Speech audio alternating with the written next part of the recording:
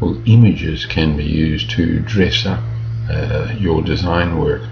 If we click on a tab down here that I've labelled A2 Rear, you can see that images have been placed directly into the layout space. If I select this image here, you can see it. I put it on a layer called L-image.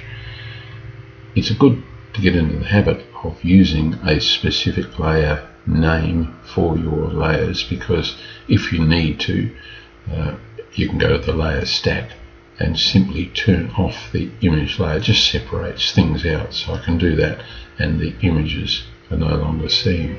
So let's bring the image layer back on, and they now reappear.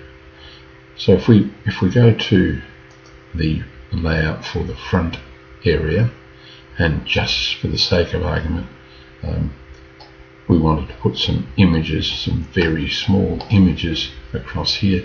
I just wanted to show how you can ring the changes with images, how you can use different methods.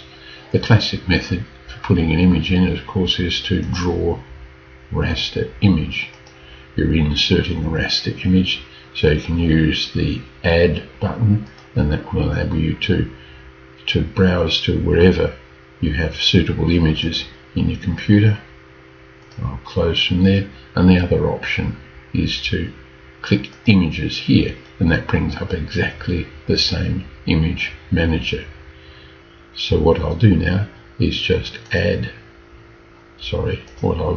insert, and in we go, and we can pop that image and pop it there. So you can do quite artistic arrangements using it. Now if I select that image there, can you see it went on to a layer 0, and get into the habit of just changing like so.